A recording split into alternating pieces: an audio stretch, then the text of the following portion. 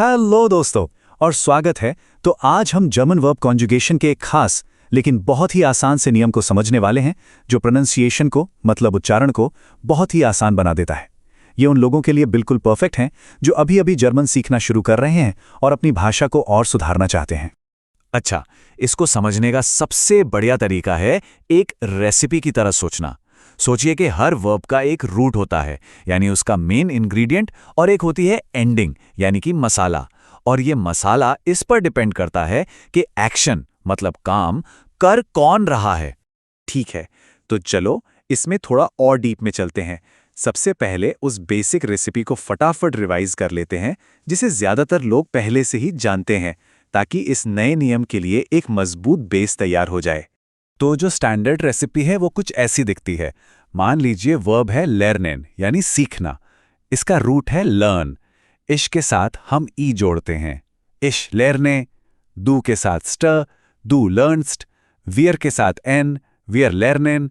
Root वही का वही रहता है, बस एंडिंग्स बदलती रहती हैं। एकदम सिंपल है ना? लेकिन भाई जर्मन भाषा में जैसा कि हम सब जानते ही हैं, हमेशा कुछ ना कुछ मजेदार तो होता ही है।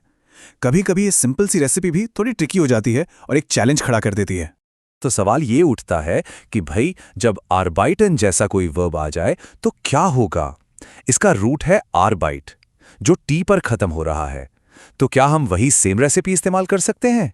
अब देखो, अगर हम रूल को जस का तस फॉलो करें तो हमें आर्बिट रूट में एसटी जोड़ना होगा। जरा इससे बोलकर देखिए, आर्बाइट्स्ट। आर्बाइट्स्ट सुनने में भी कितना अजीब है और बोलने में तो और भी मुश्किल है ना? यहीं पर जर्मन भाषा हमारी मदद के लिए आती है। तो इस उच्चारण वाली प्रॉब्लम का ना एक बहुत ही सिंपल और लॉजिकल सॉल्यूशन है।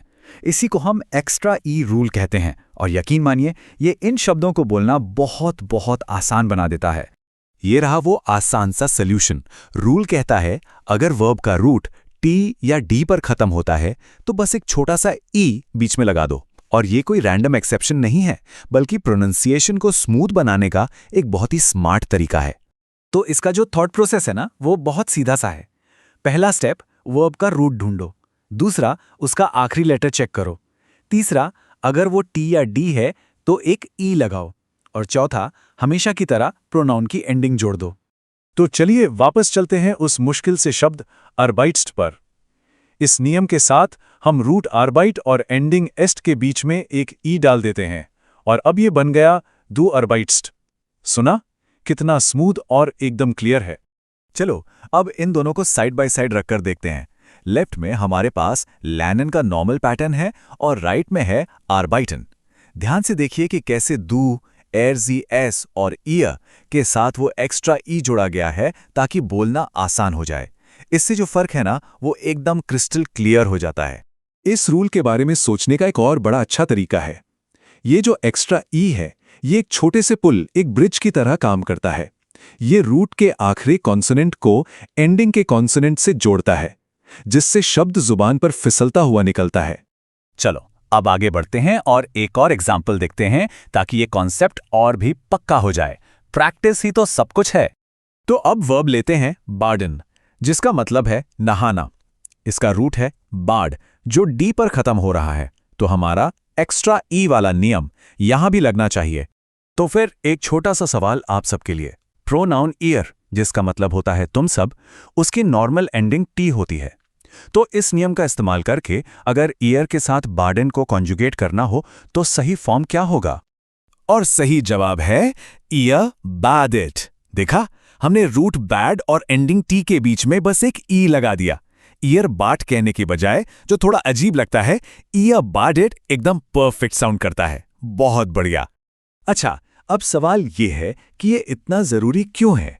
क्योंकि ये फॉर्म्स रोज की बातचीत में हर समय इस्तेमाल होते हैं। जैसे कोई पूछ सकता है वासा बाइटिस टू, या कोई कह सकता है एर बार्डेट येडन मॉर्गन।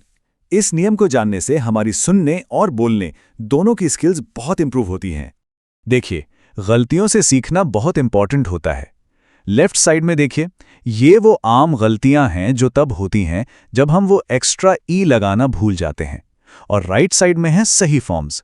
तो ये स्लाइड एक तरह से एक बेहतरीन चेकलिस्ट है जिससे हम अपनी गलतियों को खुद ही सुधार सकते हैं। तो चलिए सबसे जरूरी बात को यहां पर समराइज कर लेते हैं। ये चीट शीट सब कुछ एक जगह पर ले आती है। ये पूरे पैटर्न को बहुत अच्छे से दिखाती है और इसमें हमारे एक्स्ट्रा ई रूल के लिए एक स्पेशल नोट भी है। ये स्लाइड रिवीजन के लिए बहुत काम की है।